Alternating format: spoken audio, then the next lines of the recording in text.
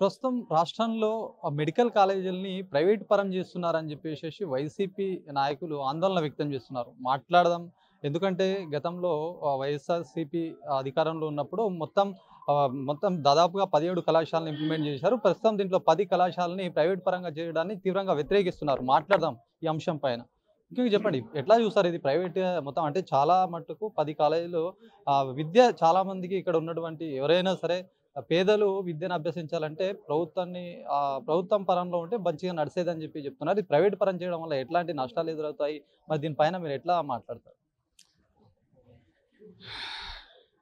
దేశ చరిత్రలోనే సర్వజనులకు ప్రాణరక్షణ కల్పించేటటువంటి వైద్య వసతులు కల్పించే మార్గం ఏంటని ఎంతో అధ్యయనం చేసి దివంగత ముఖ్యమంత్రి వైఎస్ రాజశేఖర రెడ్డి గారు భారతదేశంలోనే ఆరోగ్యశ్రీ పథకాన్ని తీసుకొచ్చి ప్రతి సామాన్యుడు కూడా కార్పొరేట్ వైద్యం పొందేటటువంటి దానికి అవకాశం కల్పించినటువంటి తరుణంలో మహమ్మారి కరోనా వచ్చిన తర్వాత ప్రజలకు వైద్య వస్తువులు ఎంత అవసరమైనటువంటి దానికి ఇంకా దానికి ఉన్నటువంటి ప్రాముఖ్యతను గుర్తించినటువంటి గౌరవ మాజీ ముఖ్యమంత్రి వైఎస్ జగన్మోహన్ రెడ్డి గారు దేశ చరిత్రలో ఎక్కడా లేనటువంటి విధంగా దేశం మొత్తానికి కూడా 17 కాలేజీలు ఒకేసారి పర్మిషన్ ఇవ్వనటువంటి దశలో ఆంధ్ర రాష్ట్రానికి 17 మెడికల్ కాలేజీలు పర్మిషన్ తీసుకొచ్చి వాటిని ఆయన హయాంలో 10 కాలేజీలను దాదాపుగా 90-95% పూర్తి చేయడం, 7 కాలేజీలు అనేటటువంటి 70-75% పూర్తి చేసినటువంటి ఘనత జగన్మోహన్ రెడ్డి గారికి దక్కింది. ఆయన చేసినటువంటి ఆలోచన ఏంటంటే ప్రతి పౌరుడికి కూడా ప్రతి చిరంజీవికి కూడా ఆరోగ్యవంతులుగా జీవించేటటువంటి దానికి డాక్టర్ల కొరత ఉండడానికి వీల్లేదు. అది ప్రైవేటు పరమైనటువంటి వైద్య వృత్తిని ప్రభుత్వం అందరికీ ప్రాణరక్షణ కల్పించేటటువంటి వైద్య వస్తువులు కల్పించాలనేటటువంటి దృక్పథంతో ఎక్కువ మంది డాక్టర్లకు చదువుకునే అవకాశం కల్పించాలి. దానిలో భాగంగా ఈ డాక్టర్ వృత్తి చదువుకునేటటువంటి దానికి కేవలం భాగ్యవంతులకే పరిమితమైనటువంటి విద్యను కొనుక్కునే వస్తే కొనసాగుతున్నటువంటి దానికి తిలోదకాలు ఇచ్చి మెరిట్గా ఉండేటటువంటి వాళ్లకు పేద వర్గాలుగా ఉన్నటువంటి వారి నుండి కూడా డాక్టర్లుగా ఎదిగేటటువంటి దానికి చదువుకునేటటువంటి అవకాశం కల్పించాలని చెప్పి దేశంలో ఎక్కడా లేనటువంటి విధంగా అసలు ప్రతి పార్లమెంటరీ నియోజకవర్గంలో కూడా ఒక మెడికల్ కాలేజీ ఉండాలని చెప్పి అనేటటువంటి ఆలోచనతో తీసుకున్నటువంటి నిర్ణయం దేశం మొత్తం కూడా హర్షించింది. అలాంటి మెడికల్ వ్యవస్థ అనేటటువంటి దాన్ని అంతేకాకుండా ఒక్కసారి ఆలోచన చేసి ఈ సందర్భంగా జగన్మోహన్ రెడ్డి గారి నాయకత్వంలో జగన్ రక్ష జగన్ సురక్ష ఇట్లాంటి కార్యక్రమాలు తీసుకొని డాక్టర్స్ అందరినీ అంటే ఒక స్పెషలిస్టుగా ఉన్నటువంటి అందరిని కూడా గ్రామాలకు పంపించి అక్కడనే పరీక్షలు చేయించి అక్కడ ఇమీడియట్గా ఆరోగ్యశ్రీకి వర్తింపజేయవలసినటువంటి పెద్ద జబ్బులుంటే వెంటనే హాస్పిటల్స్ పంపించి రక్షణ కల్పించినటువంటి దాఖలాలు ఎన్నో ఉన్నాయి. అలాంటి వస్తువులని కార్యరూపం దాల్పించాలంటే హాస్పిటల్స్ కావాలి. ఆ హాస్పిటల్స్లో సరైనటువంటి యంత్రాంగం కావాలి, డాక్టర్స్ కావాలి. గ్రామాల దగ్గర నుండి హాస్పిటల్స్ వరకు కూడా సేవలు అందించేటటువంటి దానికి డాక్టర్లు ఎక్కువ మంది కావాలి. కాబట్టి ఆ యంత్రాన్ని ఆ పరికరాలన్నింటినీ కూడా మనమే తయారు చేద్దాం అంటే ఆ డాక్టర్లని వేల నుండి లక్షల వరకు కూడా మన రాష్ట్రంలో తయారు చేసినట్లయితే ప్రతి పౌరుడికి మంచి వైద్యాన్ని అందించేటటువంటి దానికి అవకాశం ఉంటుంది. ఆరోగ్య ఆంధ్రప్రదేశ్గా తీర్చిదిద్దడానికి అవకాశం ఉందని చేసినటువంటి దాన్ని అతి దుర్మార్గంగా నిన్న మన కూటమి ప్రభుత్వం మంత్రివర్గంలో ప్రైవేటు పరం చేయాలనేటటువంటి ఆలోచన చేయడం చాలా దారుణం. అంటే ఒక్కసారి ఆలోచన చేయండి, ఈ కాలేజీలను ప్రైవేటు పరం చేస్తే నిరుపేదగా ఉన్నటువంటి వాడు కార్పొరేట్ వైద్యం పొందేటటువంటి వాడు కూడా మళ్ళా ప్రైవేటు హాస్పిటల్స్కి వెళ్ళి వాళ్ళు చెల్లించలేనటువంటి ఆర్థిక వనరులను సమీకరించే పరిస్థితి లేదు కాబట్టి ప్రాణాన్ని కోల్పోవడమే. కేవలం వాళ్ళ యొక్క అనుచరుల చేతిలో ఈ విద్యా సంస్థలను అన్నింటినీ పెట్టి చదువుకునేటటువంటి వారికి డొనేషన్ల రూపంలో కోట్లు గడించేటటువంటి దానికి అవకాశం కల్పించడం తప్ప ఇది ఏమాత్రం ప్రైవేటు పరం చేయడం అనేటటువంటిది ఇది సంఘానికి తీరని అన్యాయం చేసినట్లు అవుతుందని చెప్పి మేము తీవ్రంగా ఖండిస్తున్నాం. ఆ తర్వాత ఇంకో విషయం చెప్పండి. ముఖ్యంగా ఆరోగ్యశ్రీ పథకాన్ని తూట్టుపడిసారు, బీమాని తీసుకొస్తున్నామని చెప్పి చెప్తున్నారు. అంటే దీన్ని ఎట్లా చూస్తారు? అంటే ఆరోగ్యశ్రీ పథకంలో ఉన్నటువంటి దానికి సంబంధించినటువంటి మేలు ఎట్లా జరుగుతుంది? ఇప్పుడు ప్రస్తుతం బీమా కంపెనీలో ఎట్లాంటి నష్టం జరుగుతుందని మీరు చెప్తున్నారు?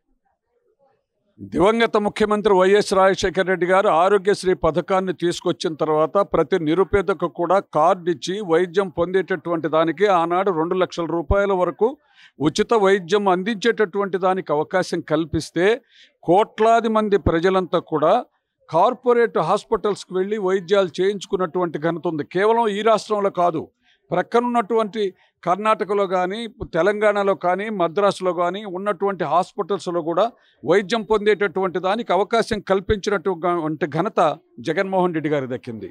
ఈ రోజున ఈ ఆరోగ్యశ్రీ పథకం అనేటటువంటి దాన్ని తుంగలో తొక్కి ఇన్సూరెన్స్ ద్వారా చేయటం అంటే, ఇప్పటికే ఆరోగ్యశ్రీ పథకం ద్వారా ఆపరేషన్లు చేయించుకున్న వాళ్ళకి వైద్య వస్తువులు పొందినటువంటి వారికి హాస్పిటల్స్లో వేలాది కోట్ల రూపాయల యొక్క బాకీలు ఉన్నాయని చెప్పి ఆ హాస్పిటల్స్ నడవటానికి కూడా ఇబ్బంది పడుతున్నారు, నడిపేటటువంటి దానికి కూడా ఇబ్బంది పడుతున్నారు. పేద వర్గాలు పోయి వెనక్కి వస్తున్నారు. లేకపోతే ఈరోజు జరగవలసినటువంటి ఆపరేషన్ నెల రోజులకు కూడా జరగనటువంటి పరిస్థితి ఉంది. ఈ దశలో ఇంకా ప్రభుత్వం ఆరోగ్యశ్రీకి విధిగా నిధులు ఇవ్వాల్సింది పోయి ఇన్సూరెన్స్ ద్వారా అంటున్నారు. అసలు ఇన్సూరెన్స్ అంటే ఏంటి? అదంతా మసిపూసి మారేడుగా చేయటమే. ఇన్సూరెన్స్ మంచిదే, కానీ ఇన్సూరెన్స్ నిధులు లేకుండా ఇవ్వలేరు కదా. ఇన్సూరెన్స్కు నిధులు ఎవరు ఇవ్వాలి? ప్రభుత్వం ఇవ్వాలి. ప్రభుత్వం నిధులు ఇచ్చేటటువంటి సత్తా ఉంటే ఈ ఆరోగ్యశ్రీని తీసేయవలసినటువంటి అవసరం ఏంటి? కాబట్టి మీరు ఇన్సూరెన్స్ వ్యవస్థ అనేటటువంటి దాన్ని ఇతోధికమైనటువంటి నిధులు ఇచ్చి పటిష్టపరిచి ఇతర దేశాల్లో, అమెరికా లాంటి దేశాల్లో జరిగేటటువంటి స్థాయికి ఎదిగిన తర్వాత ఆలోచించేయండేమో, కానీ ఏ పరిస్థితుల్లో కూడా ఆరోగ్యశ్రీ కార్డు అనేటటువంటి దాన్ని తీసివేయవద్దు. ఇది పేద వర్గాలకు అన్యాయం జరుగుతుంది.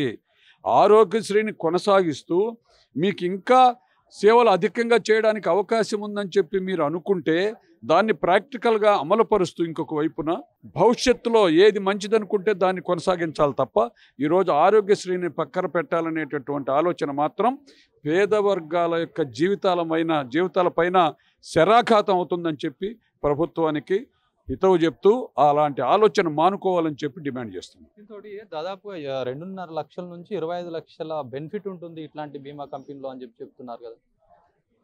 అసలు బీమా కంపెనీ నుండి బెనిఫిట్ ఏంటి? అసలు ఒక వ్యక్తి తనకు జబ్బు వస్తే దాన్ని నయం చేసుకునేటటువంటి మార్గం, ఆర్థిక భారం తన మీద పడకుండా ప్రభుత్వం భరించాలని కోరుతుంది తప్ప నాకేమీ ఆర్థికంగా సహకారం అని చెప్పి అడగట్లా. ఆర్థికంగా సహకారం మీరు లాభాలు అనేటటువంటి దాన్ని ఆలోచన చేస్తే అట్లా కాదు. ఇన్సూరెన్స్ ద్వారా ప్రజలందరికీ సేవలు అందిస్తూ అప్పుడు చూపించండి ఏ విధంగా మీకు అధికారం అనేటటువంటిది. దానికోసం ఆరోగ్యశ్రీని రద్దు చేయకండి, ఆరోగ్యశ్రీని కొనసాగించాలి. ఆరోగ్యశ్రీని కొనసాగిస్తూనే మీరు ఇన్సూరెన్స్ స్కీమ్ అనేటటువంటిది ఇంకా గొప్పగా ఉపయోగపడుతుంది అనుకుంటే దాన్ని కొంత పర్సెంట్కు అమలుపరుస్తూ ఈ పద్ధతిగా జరుగుతుంది, ఈ పద్ధతిగా నీకు రోగికి ఇంకా ఇతోధికమైనటువంటి లాభం చేకూరుతుంది అనేది ప్రాక్టికల్గా చూపించాలి మీరు. అంతేగాని ప్రకటనలు చేసి ఇదేదో మొత్తం ప్రైవేటమయం చేయాలనేటటువంటి ఆలోచన చేయడం మాత్రం దుర్మార్గం అని చెప్పి దాన్ని తీవ్రంగా ఖండిస్తారు. చివరిగా ఒకటి, ప్రకాశం జిల్లాకు సంబంధించి ఇప్పటికే ఎక్కడ యూనివర్సిటీలు లేవు, చాలా విద్యకు దూరం అవుతున్నటువంటి పరిస్థితి అని చెప్పొచ్చు. ఈ తరుణంలో మార్కాపురంలో ఇప్పుడు మెడికల్ కాలేజ్ రావడం, ఇది ప్రస్తుతం ఏమన్నా చాలా మందికి ఉపయోగపడే అవకాశాలు ఉంటాయంటారా? మళ్ళీ ఇప్పుడు దీన్ని ప్రైవేట్ పరం చేసినటువంటి సందర్భం, దీన్ని ఎట్లా చూస్తారు? ఏమండి, అసలు మార్కాపూర్ అంటే అసలు ప్రకాశం జిల్లా అంటేనే వెనుకబడినటువంటి ప్రాంతాల కూడలిగా తీసుకొచ్చి అటు కర్నూలు నుండి మార్కాపూర్ డివిజను, కందుకూరు నుండి నెల్లూరు నుండి కందుకూరు డివిజన్, గుంటూరు నుండి ఒంగోలు డివిజన్ తీసుకొచ్చారు. వీటన్నిటిలో కనీసం జనసాంద్రత తక్కువగా ఉండి మంచినీళ్ళు కూడా దొరకనటువంటి ప్రాంతంగా ఉన్నటువంటి మార్కాపూర్ డివిజన్లో ప్రజలకు కావలసినటువంటి వస్తువులు సమీకరించేటటువంటి దానికే పోరాటం చేస్తూ వచ్చినటువంటి వాళ్ళు.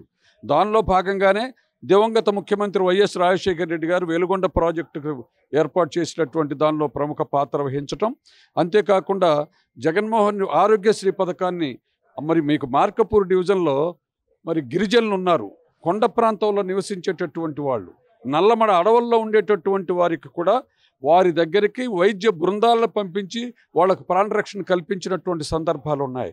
అలాంటి వెనుకబడినటువంటి ప్రాంతానికి గౌరవ మాజీ ముఖ్యమంత్రి జగన్మోహన్ రెడ్డి గారు ఎంతో దీర్ఘాలోచన చేసి మార్కపూర్లో మెడికల్ కాలేజీ నిర్మాణం చేస్తే దాని ద్వారా పేద ప్రజలందరికీ కూడా ఉచిత వైద్యాన్ని అందించేటటువంటి గొప్ప సౌలభ్యం జరుగుతుండేటటువంటి దాన్ని ప్రైవేటు పరం చేస్తే ప్రైవేటు వాళ్ళు లాభం లేకుండా ఎవరు చేయరు కదా, ఏ వ్యక్తి అయినా చేయరు కదా.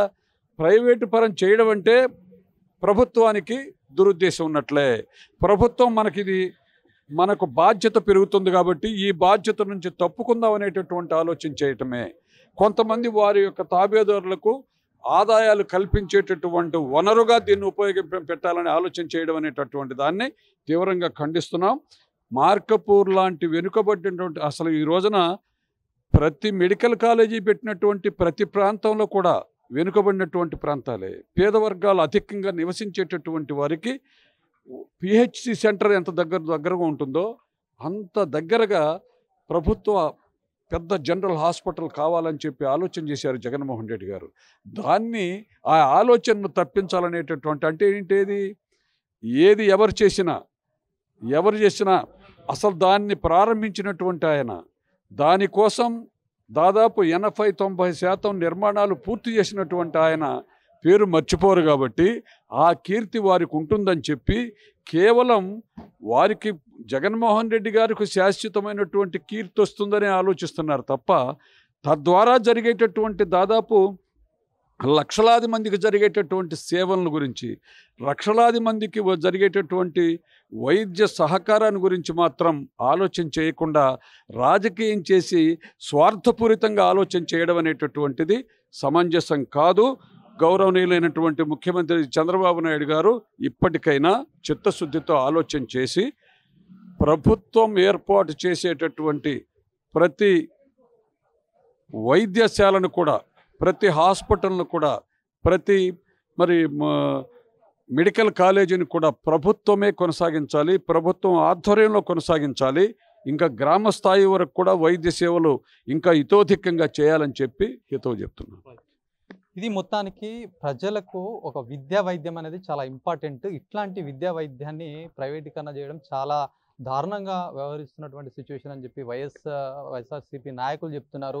ఎందుకంటే విద్యార్థులు చదువుకోవాలంటే ఖచ్చితంగా అది గవర్నమెంట్ అండర్టేకింగ్లో ఉంటేనే మంచి చదువులు చదువుతారు, వాళ్ళకు చాలా ఆర్థిక భారం తప్పుతుంది. అలాంటిది ప్రైవేట్ సంస్థలకు అప్పగిస్తే ప్రైవేట్ పరం చేసి చాలా ఇబ్బందులు తలెత్తుతాయని చెప్పేసి వీళ్ళు చెప్తున్నటువంటి పరిస్థితి. ఏదేమైనా ఇట్లాంటి దాంట్లో మార్పు తీసుకురావాలి, మార్పు చేయాలని చెప్పి కోరుతున్నటువంటి పరిస్థితి. కెమెరా పర్సన్ సందీప్తో శ్రీనివాస్, అభినవ్ భారత్, ఒంగోలు నుంచి.